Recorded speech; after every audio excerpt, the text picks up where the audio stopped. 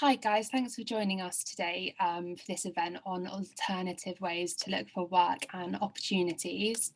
My name's Izzy and I'm the graduate support intern, so I'll be hosting the Q&A and the event today. So it's great to see so many of you have turned out, so thanks to everyone for joining. So the session is being recorded, so if you need to drop off at any point, or know anyone who was unable to make it, no worries at all. The recording will be online to access and shared with you guys after. Links to further support from the Career Service will also be shared in the email after the recording, and you can access all of our support through the My Career portal. If you're a graduate or you're going to become a recent graduate, you'll have to register for a graduate account. But then you can access all of the support that you would have been able to access as a student, like vacancies, events and appointments. So I'll just give a quick introduction of how this session will run before handing over to our speaker, Beth, who's kindly agreed to share her advice and experiences. So we'll start with the presentation from Beth and then have a quick Q&A session towards the end of the seminar. Thanks to everyone who's pre-submitted questions, and we'll try and get through as many of these as possible. But if you have questions throughout the session, just pop them into the Q&A chat section, and we'll try and get through those as well. Also, if you see someone's question that you'd like answered as well, just give it a like, and then you can kind of vote on it, and that just saves doubling up on questions. So yeah, just to say again, this event is being recorded, so no worries if you have to leave early or anything. So now I'll hand over to our speaker, Beth Hancock. Beth is a University of Leeds graduate and is currently working as a recruitment consultant at Headway Recruitment in Leeds. And she's here to share her experiences and advice on alternative ways to look for work and opportunities as a graduate. So thanks so much to Beth, and I'll leave it to you. Thank you so much, Izzy. Well, hello, welcome everyone. Thank you so much for taking the time to be here, and thanks, Izzy, for the intro. In terms of sort of what I'm going to cover today, it will really be a bit of a discussion about my experiencing since finishing uni over the last 3 years, and essentially what I've found that will hopefully help you guys in your job search following uni, really focusing on how recruitment agencies, temporary work and LinkedIn can hopefully be of use, really. So this is me. I came to the University of Leeds to study law back in 2015 now, and graduated in 2018. I had a fantastic time at university, as I'm sure you all are hopefully having as well. But during the degree, I really hadn't given much thought as to what I was going to do afterwards or what sort of career path I was going to head down. I'm not sure there's any law students on here, but I definitely felt the pressure of studying law to then go into law. It was definitely very much sort of a lot of what my peers were doing, a lot of what sort of the sort of advice was going around, and I guess a bit of a societal norm that if you study law, you should really become a lawyer. I did try a bit of legal experience, but I really just knew from the off that it wasn't for me. I just knew that it wasn't the right path for me to go down, and hadn't really enjoyed it too much. Now in the context of COVID, I was really fortunate enough to go travelling after university. Very much my focus after uni in terms of sort of working, earning money, and really enjoyed my time whilst I was away. At that point as well, still hadn't really given too much thought as to what I was going to do. I knew that I'd come back and hopefully figure things out, but that was as far as I'd got with my plans, really. And then I returned, and returning from travelling and finishing university was really tough. I tried to get on the job hunt, obviously living back at home, but I was quite unmotivated, disengaged, and overall just pretty confused about where I was heading. I'd constantly get asked, and I'd definitely ask myself, you know, what are you going to do now? To the point where it became a bit of a cloud that I just couldn't really see any options about what I wanted to do. I was applying for jobs through various job portals, etc., but it was definitely a sort of throw mud at the wall and hope it sticks approach. I didn't even know what some of the jobs meant when I was applying for them. I didn't really know when to hear back or when to expect feedback, etc. And it was just a really not getting anywhere type approach, looking back. one day decided that enough was enough. I'd had a bit of a sort of breakdown, and I was like, no, I can't do this anymore. Something needs to change, and I really need to switch up my approach and try something new, because what I'm doing now just really isn't working. And that's where this comes in terms of thinking about the do's and the don'ts. I think the question of what are you doing after uni, or what are you going to do now, it is quite a broad question. It's sometimes often very difficult to find a straight answer, really. So what I found, and what hopefully can help for any of you out there who are not quite sure what to do, both in the immediate and the long term, is to think about the do's and the don'ts. So for me, I physically sat down, pen and paper, and wrote a list of things that were important to me and that I did want to do. For me, it was that I wanted to move back to Leeds. I wanted to work in a job that involved people. I knew that I enjoyed it and felt like it was something that I could be quite good at. And I wanted something to start ASAP. I was living at my mum's, didn't want to be there anymore. So that was the sort of do's for me in that current situation. I then focused on the don'ts, so trying to narrow things down again. Number one, I knew that I didn't want to be a solicitor, so that was a big tick.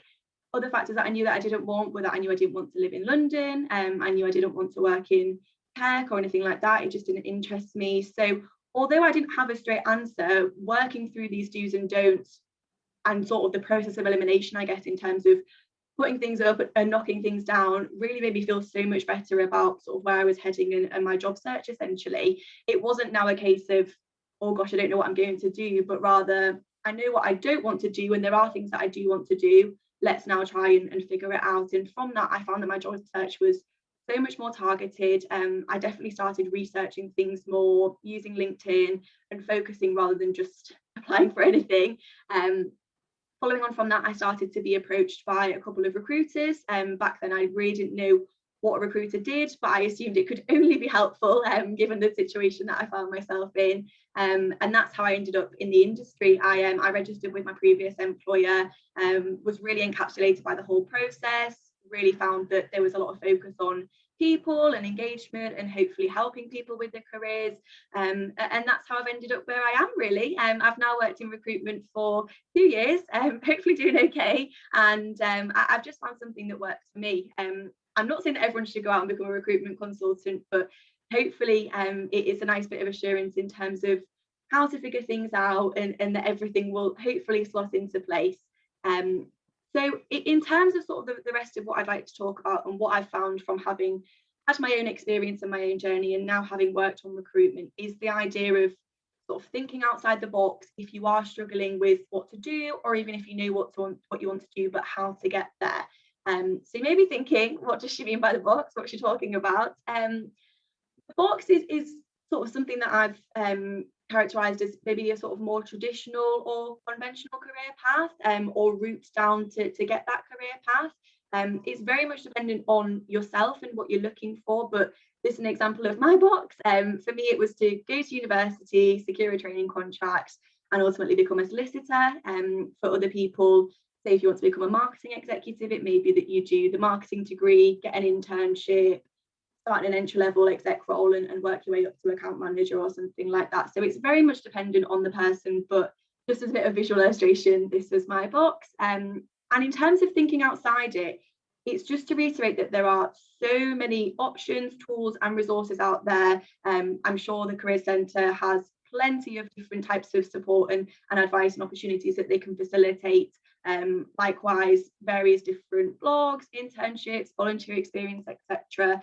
I just wanted to sort of affirm that you don't need to feel boxed into the traditional route, whatever that may be, to get to your end goal. Everyone's path's different, and it's just about exploring the paths, and hopefully these tools can help you do that. What I really want to focus on today, and something that I certainly didn't know too much about, and hopefully it will be helpful for you guys today, is the power of recruitment agencies, and then secondly, LinkedIn as a source of job opportunity. So recruitment agencies. I think the first thing to address is, what is a recruitment agency? Because I definitely didn't know what it was, and there might be other people on this call that don't necessarily know what it is either. So simply put, a recruitment agency works on behalf of its clients to find candidates for jobs. That's it in a nutshell, that they're essentially facilitating people into jobs with their clients. Different agencies do different things. There are so many out there, and it really depends on the type of role that you're looking for as to what's probably best for you. Some are more generalist. The agency that I work for, Headway Recruitment, we're a sort of office support agency across Leeds, which makes it super varied. Others are a lot more specialist, either sort of specialist in tech, finance, insurance, life sciences. Generally, everything that involves the working world will have a recruitment agency that specialises in it. Some operate at a national level, some operate at a local level. Generally, within a few Googles, I'm sure you'll be able to find something that works for you. Recruitment agencies are free to use, but there's no cost as a candidate to use a recruitment agency, and it's a great source of information for you.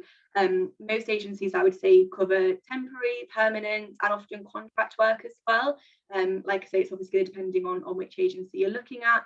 And essentially, you can register with an agency, so apply through their processes. Again, it does vary. It may be that they have a live vacancy that suits you, and that's a sort of quick route into work, or it may be that they just want to get on their books essentially, and just be sort of there registered, so that any opportunities that they do get that match what you're looking for, they can share with them when they arise in the future. For me personally, having been through the path as a graduate, as a candidate, and now having worked as a consultant, I think there's 3 key ways that I think a recruitment agency can benefit a graduate when looking for work. The first is that it provides an opportunity. Agencies have jobs. They're therefore a great source of jobs. They may not necessarily be grad schemes as such, but they definitely have great entry-level vacancies, and other vacancies that may be exclusively with them. So it's a great source of job opportunity for you to tap into if you know sort of how to go about it. The second is that it's a great tool for advice and assistance.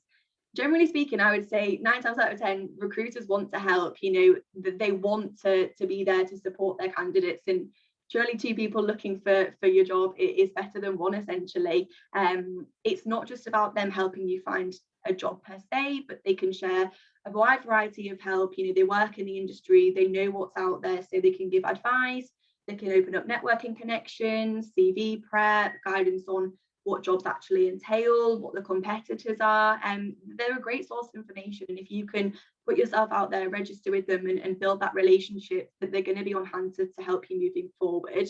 And the third reason, and something that I'm super passionate about, is temporary work. So why is temporary work of value to me? I'm sure you're probably all thinking this. Well, firstly, I'll explain what temporary work is. So it's not something that I knew too much prior to working in recruitment, and had I known, maybe I'd be in a different position.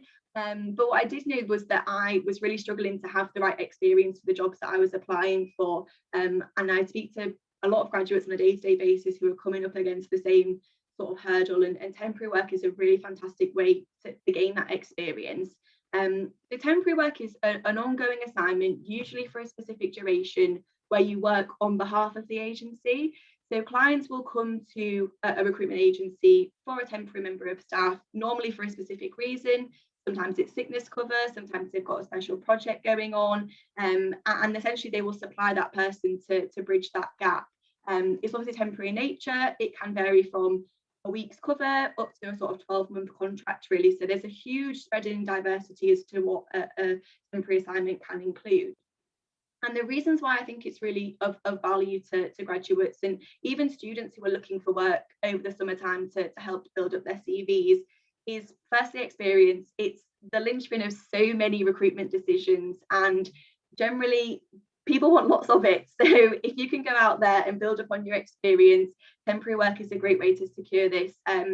Often the sort of requirements for a temporary worker are a lot lower than if it was a permanent vacancy. So it's much easier to get the work, and it also builds upon your experience. So you're becoming stronger in terms of the field that you're looking to get into. You'll obviously gain industry related experience, but also soft skills, making a cup of tea in the office, answering the telephone, building relationships with people whilst you're there. All these things will make you more employable essentially, but always giving you a bit of extra cash as well whilst you're working.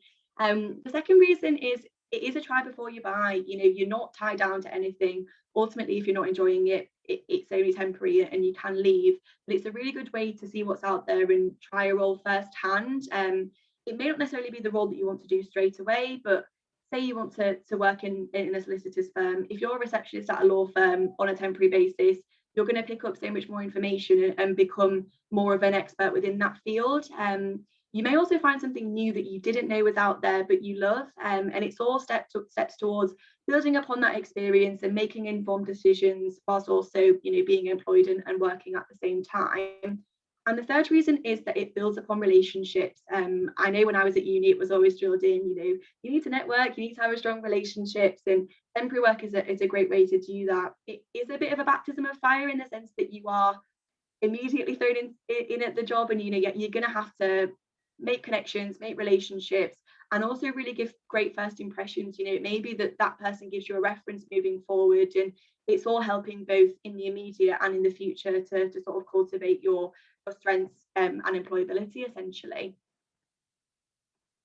And the second tool that I'm keen to discuss is LinkedIn. So LinkedIn is a bit of a notorious platform, I would say, in terms of social media. I know when I was at university, I didn't know too much about it, but all I knew is that I should be on it. But every time I went on it seemed a bit dull and boring, and a little bit irrelevant, if I'm being completely honest. You know, when I was at uni, I couldn't really see why it was important for me to be on there.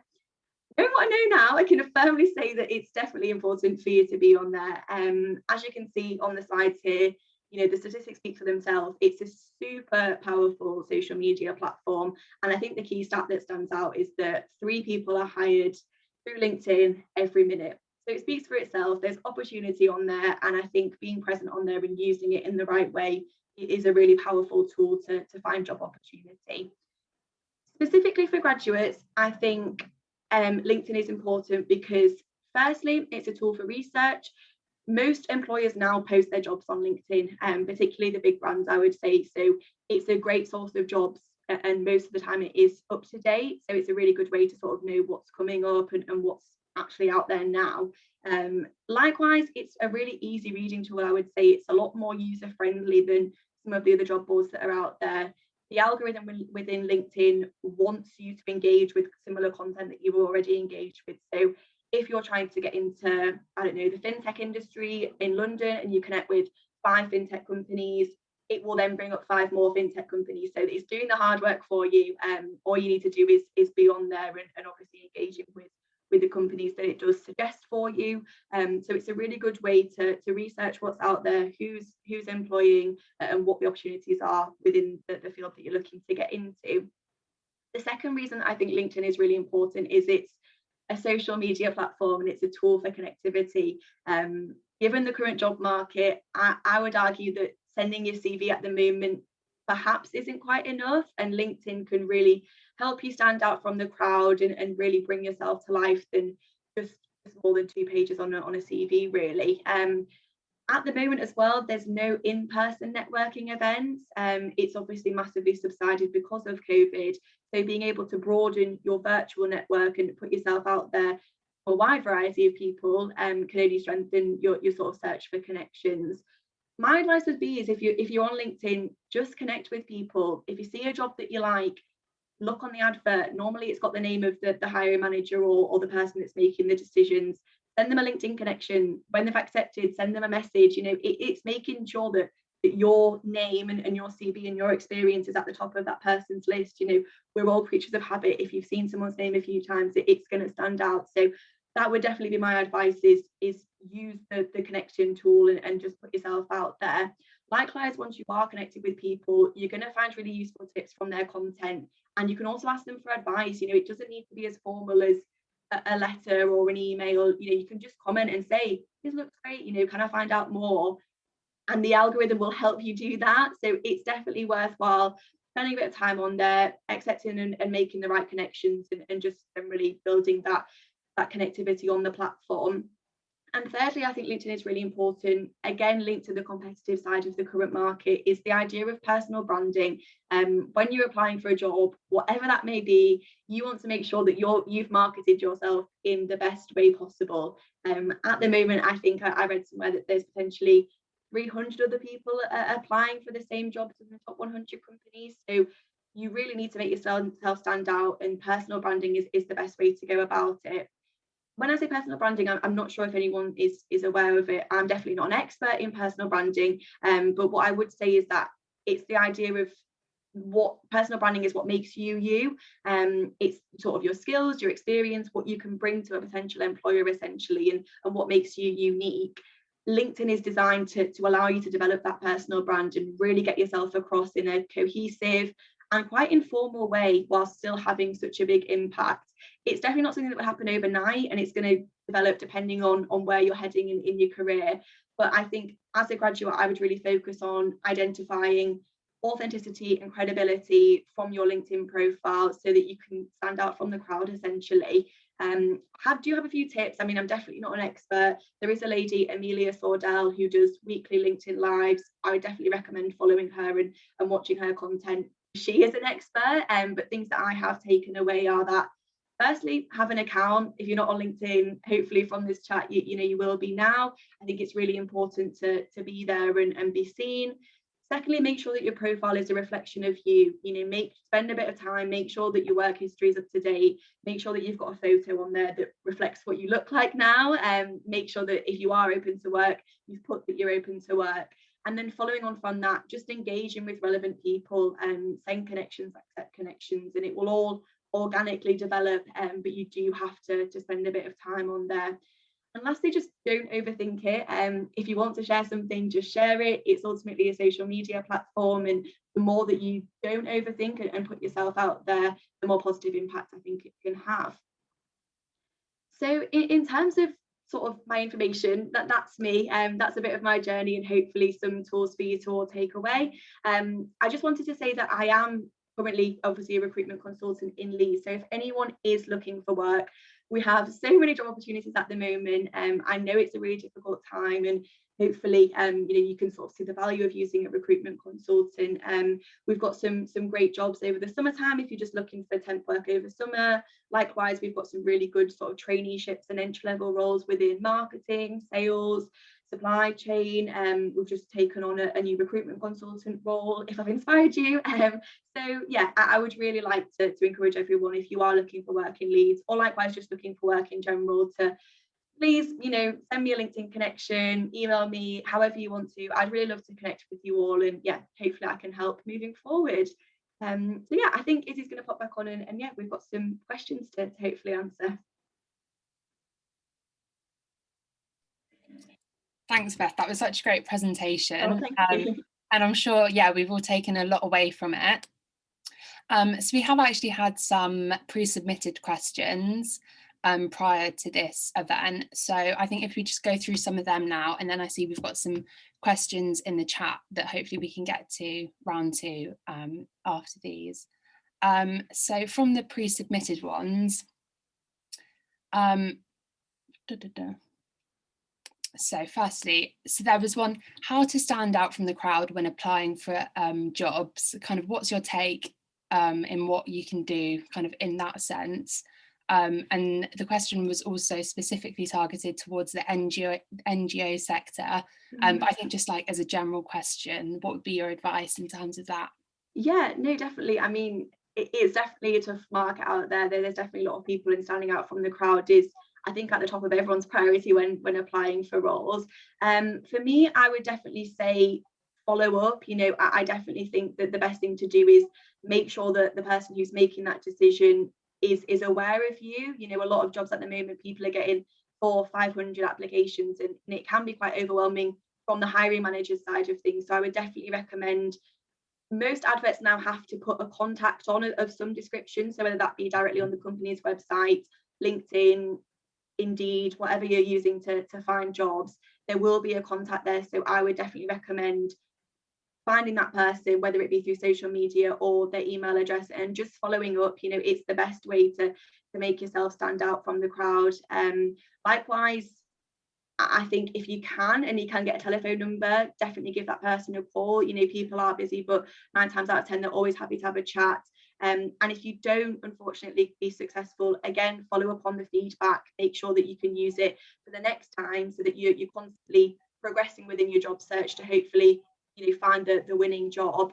I don't know too much about the NGO sector, unfortunately, but from what I have done with sort of similar probably more smaller scale businesses within Leeds, is definitely volunteering. Find a role if you can't get it paid, find something that you can do even for a month within the area that you're looking to get into on a voluntary basis, because you're then going to have hopefully the paid experience and the degree and some voluntary work, which will hopefully piece the puzzle to make you the ideal candidate for them. Yeah, no, definitely. Yeah, that's great advice. We've got some more as well. So what would be your advice to someone who's maybe struggling with the lack of opportunities in an industry? How would you advise them to maybe explore other options, and also kind of join to that? It might be helpful for some people who maybe don't have a clear degree clear career pathway from their degree. What would be your advice for kind of approaching situations like that? Yeah, I mean, I certainly didn't have a clear career path, so I can hopefully say that even if you are a little bit confused, it will hopefully be okay. I think there's a lot of pressure to know what you want to do, and it can be quite daunting when you're coming out of university or struggling to find opportunities. So first piece of advice, I know it's hard not to worry, but it will definitely all be okay. In terms of sort of exploring options and not being quite sure, I think temporary work, it's definitely a great way to try different things without the commitment of feeling like you've sold yourself to a 2-year grad scheme and that's you sort of set for the time being. I definitely think as well it would be great to sort of look at areas that you are interested in, maybe do a bit of a do's and a don'ts list like I did, to sort of say, okay, I don't necessarily know what I want to do, but where do I want to be? What's important for me? And having that little bit of self-reflection to hopefully break it down a little bit. But I would definitely say if you've got an interest in something, just give it a go. Even if it's something that you're like, oh, I'm not really too sure. Finding out what you don't want to do is still huge steps towards finding out what you do want to do. So I would take the risk. If there is something that's of interest, give it a go. Degree wise, I mean, I wouldn't feel too boxed in if there is something that you feel like there's not a set career path from it. If you've been to uni, you've enjoyed yourself, you've succeeded at the end of the day. It's then using that transferability and sort of seeing what you can get from there. I mean, we have a girl who has done some temporary work through us. She graduated 2 years ago now, had no idea what she wanted to do, has done 2 years worth of temporary work at sort of 6-month assignments each, and she's now just found what she's now calling her dream job, but she would never have known it had she not just given things a go. So yeah, hopefully that's a bit of a ramble, but hopefully that gives some advice. Oh no, definitely, yeah. Then we've got another one: how to negotiate a salary as a graduate. Yeah, I think this is really interesting because I think it's really hard, and there's definitely a big diversity between the north and the south in terms of what graduate entry level jobs are paying. I do know, for example, as well, if you're going into the tech industry, the salaries are generally a lot larger than, say, if you're going down the charity route. I would say research first of all, and going with a benchmark that you think is livable. We're all probably going to have to pay rent or bills, so make sure that you can actually afford to live on the salary that you're looking at. And likewise, what other people are paying. Most sort of searches now on Google, you can find some sort of bot that will give you the information and intelligence as to, I don't know, a charity campaign executive in Birmingham, for example. You'll be able to get some benchmarks and tools from that. So I would say benchmark correctly, and then go in with it and have conviction with it. I think the difficulty with negotiating, particularly if people want to pay lower than what you're looking for, is that graduates can, and I did it myself, it's hard. You sometimes feel like, oh, I haven't got the experience, so I'm not as valuable and therefore not as expensive. If you go in and you know that you've got the right experience to do it, and you're a strong candidate, I would say have conviction with it. If you're trying to negotiate up, I would say just go for it. An employer's never gonna, unless you're going at like a super expensive price. I would definitely, recommend just having that conversation. You're going to add value to the business, and they can only say no. So I would definitely recommend just having that conversation, being consultative with what you're going in with, but certainly have conviction. And it's also good to know, if you are doing some research, maybe what to expect in a year's time, or what to expect when you get the promotion, to make sure that you're constantly going up on the salary brackets to reflect the experience that you've got. So yeah, that would definitely be my advice. But it is a tricky one. No one likes it to say, can I have some more money? But it's got to be right for you. And if they're not going to honour that, maybe they're not the right company for you. Yeah, no, Definitely. Yeah, great advice there. Um, just linking back to what you were saying about LinkedIn as well, I think maybe this would be a good question that we had pre-submitted. Yeah. How would you have any advice on, maybe, like you say, kind of like personal branding and all of that would be so important. Would you have any advice on maybe how to tailor kind of your personal brand or your LinkedIn towards kind of a sector specific? Yeah, most definitely. I mean, I think the key thing that stands out is the difference between something more creative and something perhaps that's not creative. I think the best thing to do is take inspiration from other people. I'm not going to say copy, but definitely take inspiration from other people. You know, if there's someone that you know is in a really, you know, good job and you like what they're doing, go on their LinkedIn. You know, what are they posting about? I mean, it's all set up for you to put in whatever information you want to. So if you're looking to get into a design role, make sure you've got an eye-catching banner and you posting sort of creative content on there.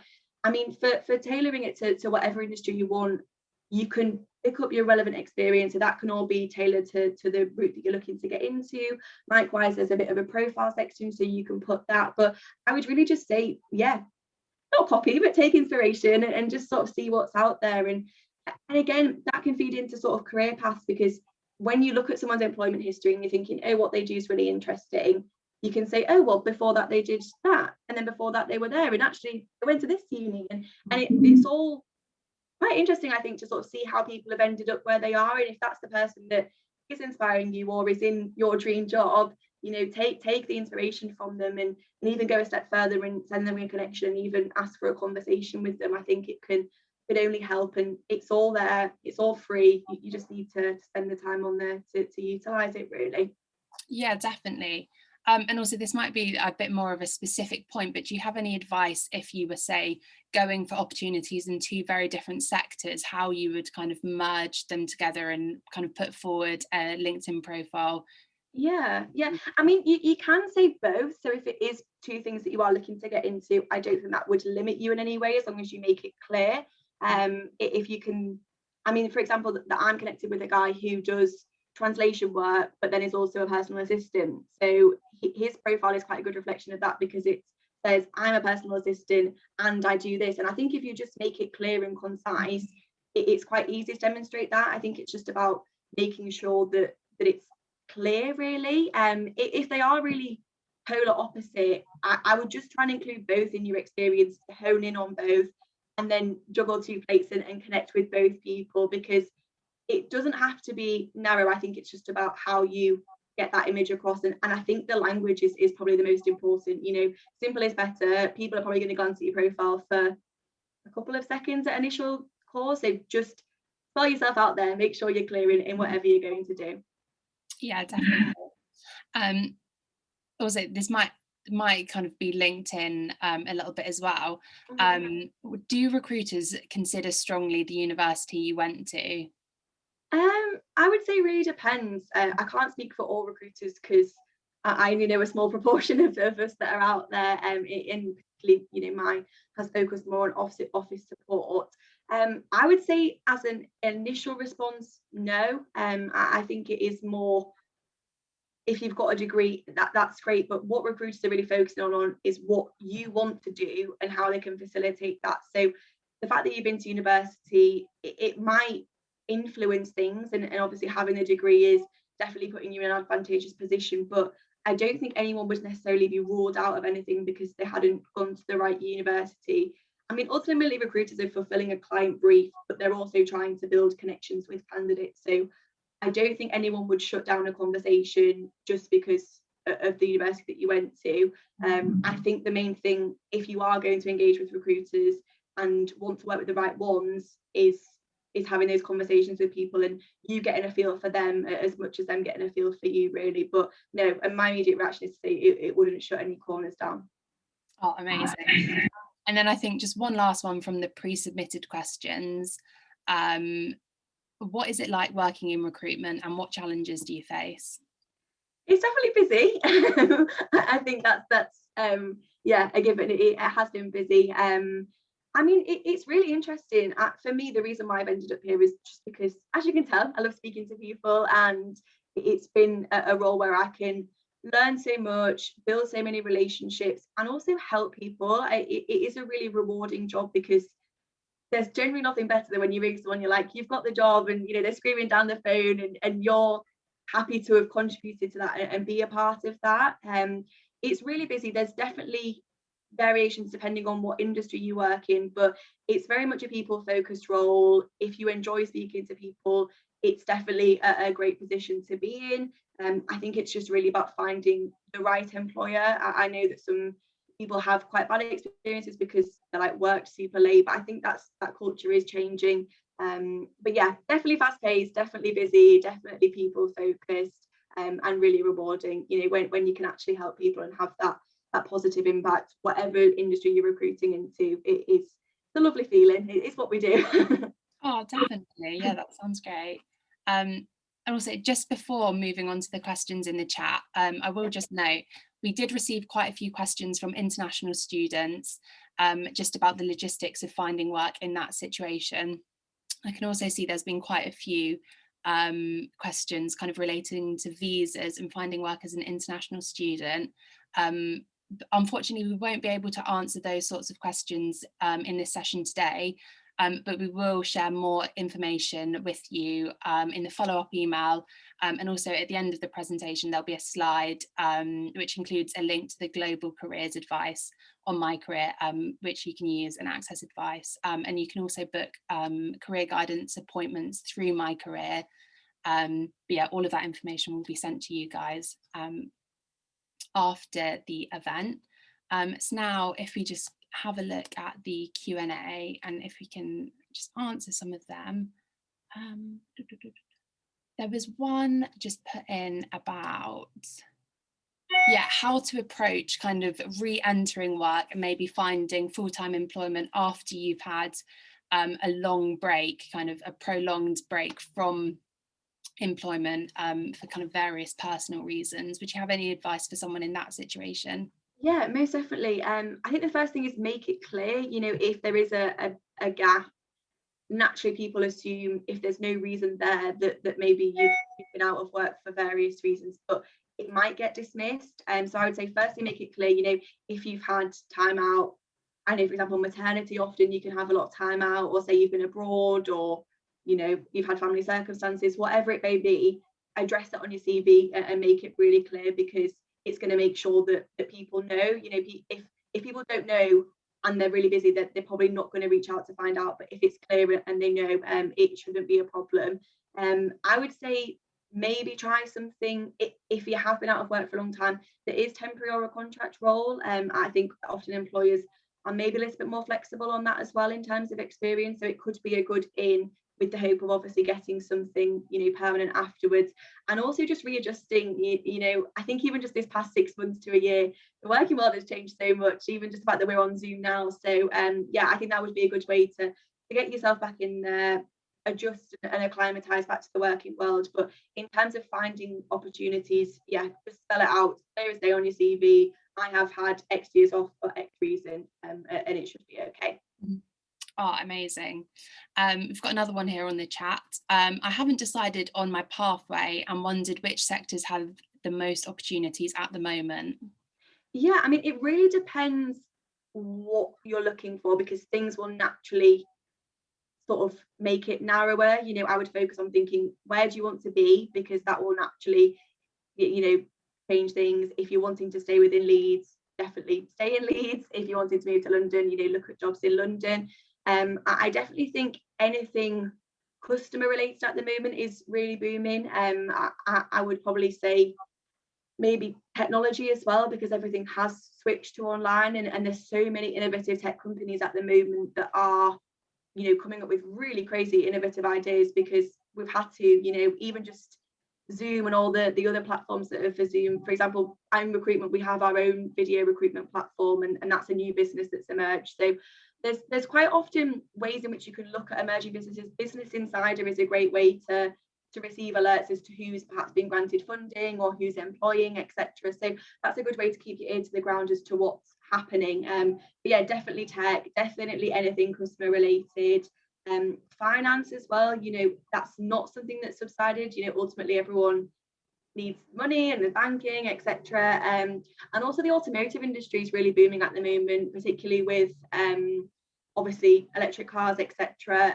But just generally, everyone needs a car to get around. So I think just think about not the basics, but the fundamentals and how they've thrived over the past 12 months. And that should hopefully give a good indication of where there is opportunity. But just as a general, we've had such a huge influx of jobs over the past 3 months, and we're only looking at Leeds. So I think nationally, although it may not feel like it at initial instance, there's definitely a lot of jobs out there. It is definitely a good time, and it is bouncing back. That's what I'd say.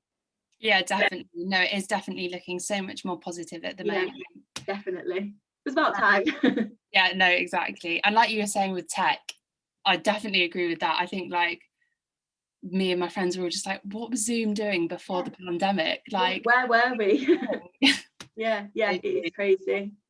So we've got another question here from James, and he asks, are recruiters more focused on your experience and research as opposed to your actual qualifications? I would say a combination of both. It really depends on what you're looking to get into, but yeah, definitely a combination of both. Obviously it depends on the type of job, because ultimately they're always fulfilling a brief, but just as a general, it's a combination. I'd also say it's a combination of you as well. If you're willing and keen to work and have that strong work ethic, that will stand out just as much as experience.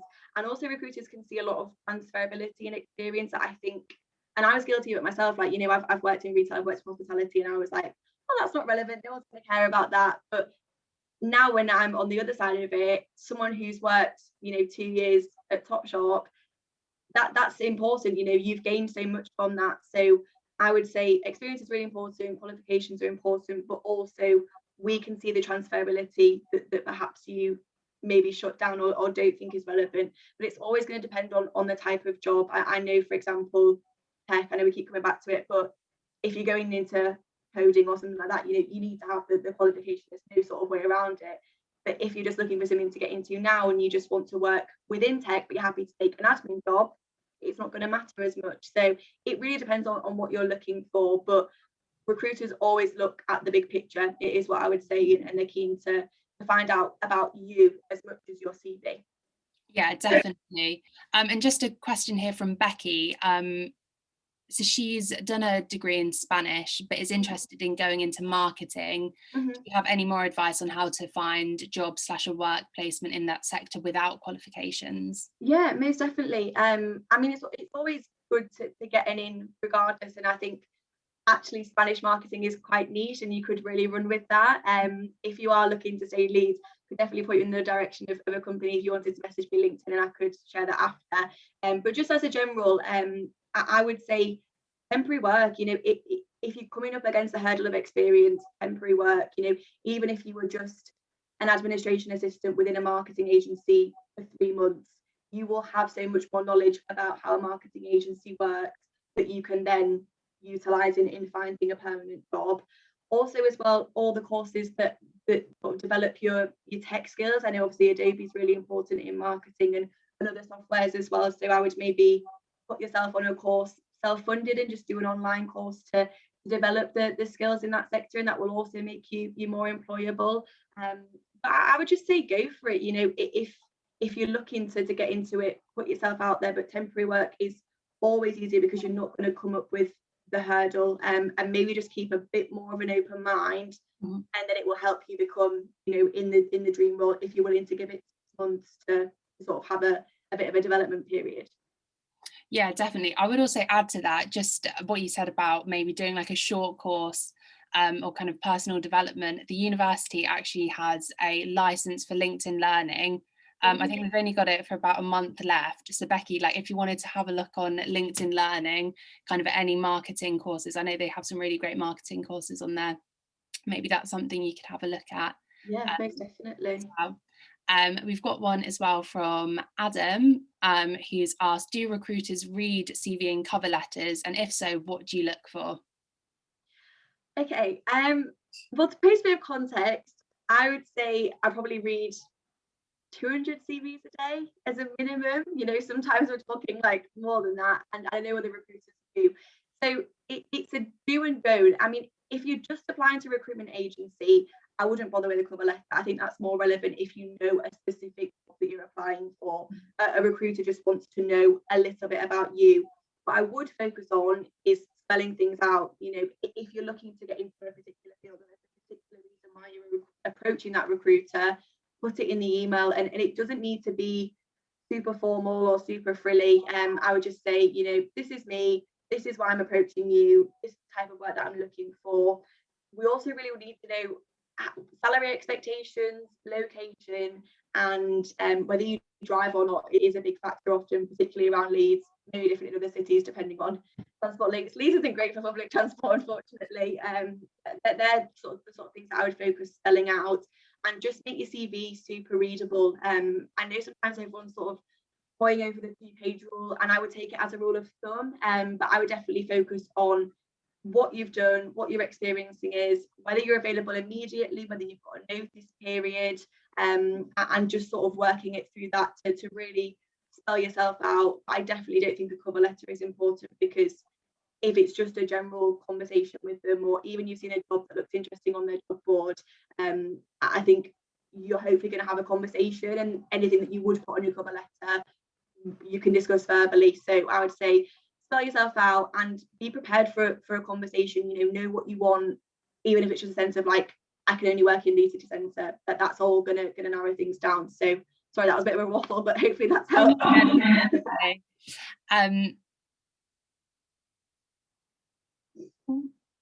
We've just got quite a few other questions coming in here. So we've got one from a graduate in engineering. He's got a master's in engineering, and so original career choice has shut its doors on me.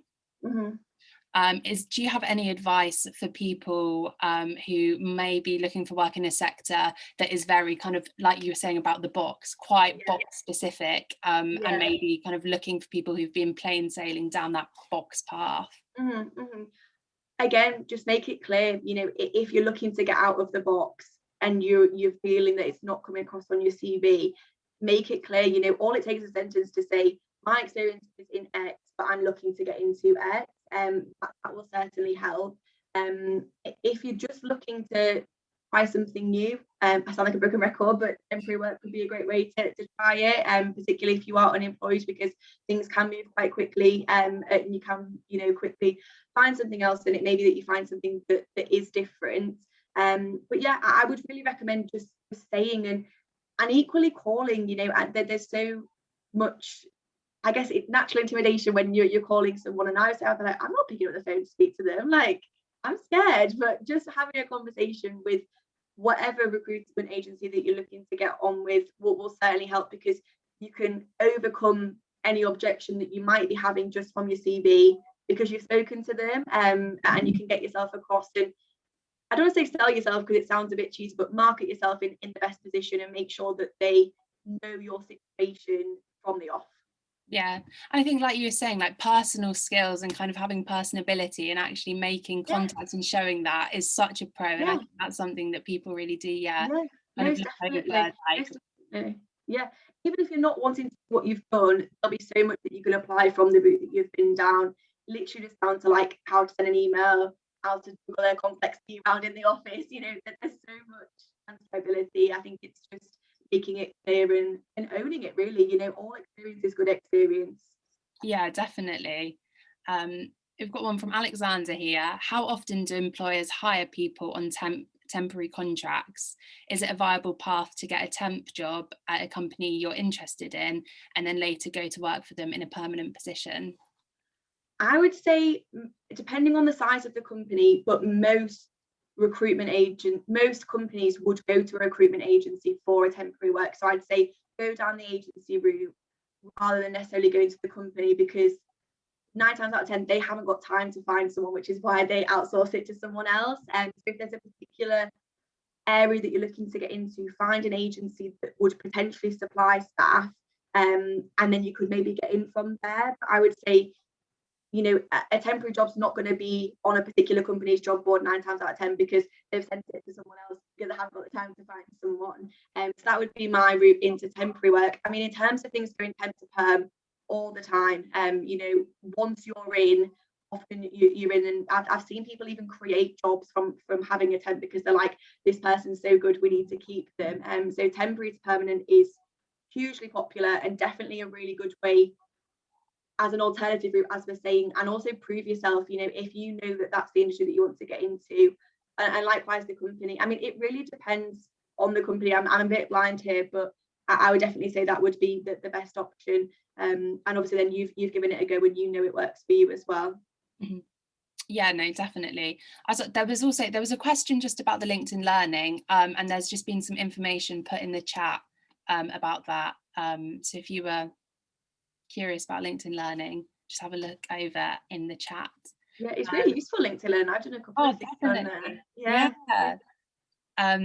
We've got another question here from Thomas, which is a bit more of a specific question. Mm-hmm. But do you have any advice for someone who's looking to get into investment banking, Mm-hmm. but maybe doesn't have any related experiences? Yeah, do any job within an investment banking situation, you know, whatever it may be, even if it's just customer service, call centre, admin, whatever it may be, you're going to learn so much, and you've got that brand on your CV. So I would definitely say go down that route to get the experience, even though it's not necessarily what you want to do long term. It's all going to help, and you'll learn so much about the business from the inside. So I would definitely recommend to do that. And a lot of them can be, you know, 12 months temporary work or something, so you could do it for a year, get the experience, and then from that look to move on to the next thing. Likewise, if it's qualifications that you're struggling with, I know often banking can be quite specific depending on what job you're wanting to do. Maybe sort of pipeline for that once you've got the experience, and then find someone that will put you through the qualification, or if you can afford to do the qualification yourself, do that alongside the temporary job. But yeah, generally get any job. I've seen a lot of doors open. We support, as an agency, one of the high street banks within Leeds City Centre, and I've had so many grads come in that have wanted to work in finance, done 6 months on the phones, but have gained so much from that customer service experience that have then gone on to work for other banks. And yeah, I definitely recommend doing that. Oh, definitely. Hopefully that answers your question, Thomas. We've got another one here on the chat. Do you have any advice or kind of know of any recruitment agencies that maybe specialise more in helping international students? I mean, all recruitment agencies should in theory be able to help with international students. I mean, the main thing is obviously right to work, but as long as you've got the right to work and you can demonstrate that, it shouldn't be a hurdle. I would just say, yeah, it shouldn't really be an obstacle. So it's hard to pin down a specific recruitment agencies, because most should be able to do it. I can't see there being an obstacle as long as you've got the right to work in the UK. One thing I would add though is national insurance number. If there's anyone that's an international student that doesn't have a national insurance number, please apply. It's taking like 12 weeks at the moment, so if you can get a national insurance number, it speeds up the whole process. Mm-hmm. And then I think, yeah, time's running on a bit, so maybe one last question. Do you have any recommendations for websites or other resources that would be helpful for preparing / filling out job applications and or interviews?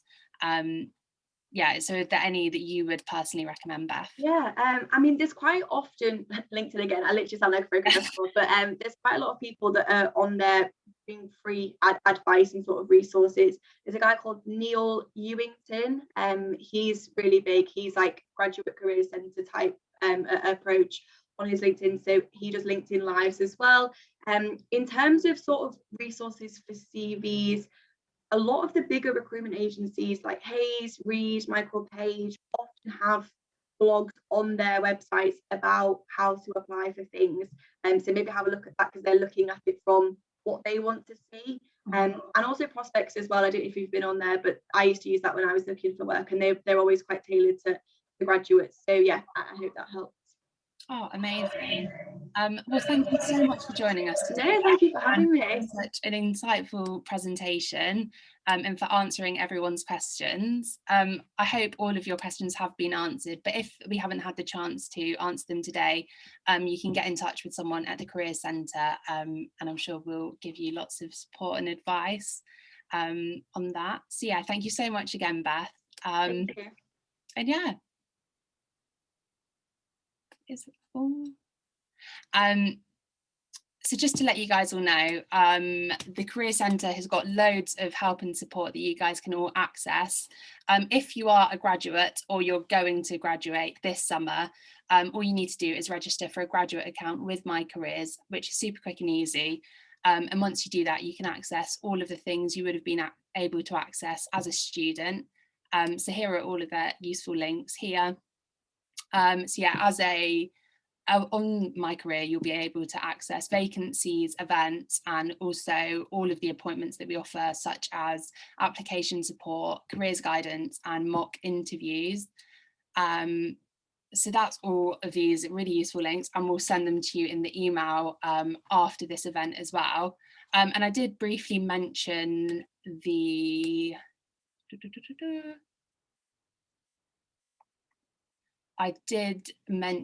global careers link, which hasn't been included in this slide, but it is on the chat. So if that sounds like it could be something that would be helpful for you to have a look at, you can just go and find the link in the chat. So thank you guys for joining us, and a massive thank you to Beth again. And I hope you guys all have a nice day.